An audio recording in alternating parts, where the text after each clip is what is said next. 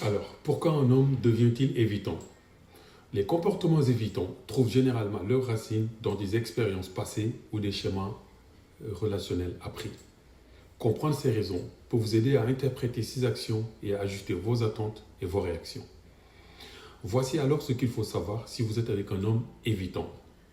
Il faut savoir qu'un attachement évitant peut être développé depuis l'enfance. Un homme évitant a souvent grandi dans un environnement où ses besoins émotionnels n'étaient pas satisfaits ou valorisés. Cela peut l'avoir conduit à croire qu'il doit se suffire à lui-même et éviter la dépendance affective.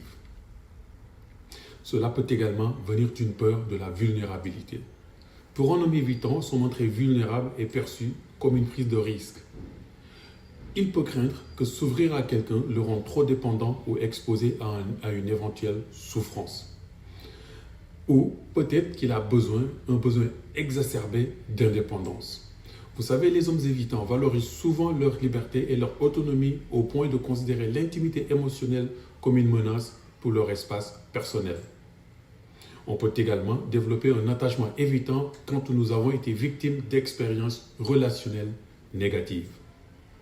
Un passé amoureux marqué par des ruptures douloureuses, des trahisons ou des relations où il s'est senti étouffé peut renforcer son besoin de maintenir une certaine distance émotionnelle. Le sentiment de perte de contrôle peut également en être la cause.